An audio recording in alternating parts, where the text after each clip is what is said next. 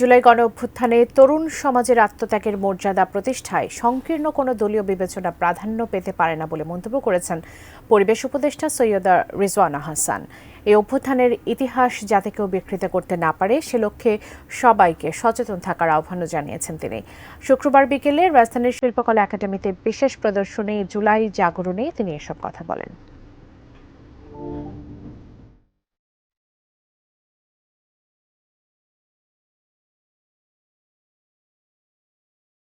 অসীম সাহসে জয় আসে না, তরুণ সমাজ তা মানে না।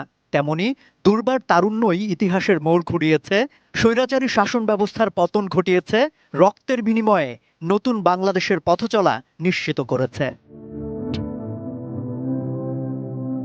জুলাইয়ের অগ্নিঝরা দিনে যাদের হারিয়েছি তারা আর ফিরবে না।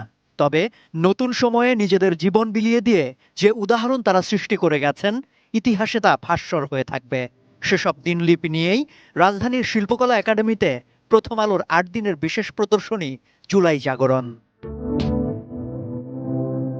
অভ্যুত্থানের সময়ের বিভিন্ন ফুটেজ দিয়ে তৈরি ভিডিও ডকুমেন্টারি দেখানোর ব্যবস্থার পাশাপাশি প্রদর্শনীতে রাখা হয়েছে পত্রিকার কাটিং, ছবি, আবু সাইদ, মুগ্ধ, জাবির সহ বীর শহীদদের ব্যবহার্য নানা সামগ্রী। উদ্বোধনী অনুষ্ঠানে অংশ নিয়ে ছাত্র জনতার অভ্যুত্থানের সত্য কেউ যাতে বিকৃত করতে না পারে সে আহ্বান জানান পরিবেশ উপদেষ্টা সৈয়দা রিজওয়ানা হাসান। শিয়া বাটার ও ভিটামিন ই সমৃদ্ধ Lily glam beauty soap. Lily, always beautiful. আর সঠিক তথ্য না জানিয়ে পূর্ববর্তী সরকার তরুণ প্রজন্মের সাথে বিশ্বাসঘাতকতা করেছে বলে মন্তব্য করেন সমাজ কল্যাণ উপদেষ্টা শারমিন এস মুর্শিদ। জাতিগতভাবে একত্রিত হয়ে আমাদেরকে সেই সিদ্ধান্ত নিতে হবে। এখানে সংকীর্ণ কোনো দলীয় বিবেচনা প্রাধান্য পেতেই পারে না। আমরা যারা দেশ চালিয়েছি এতগুলো বছর ধরে, we have betrayed our children.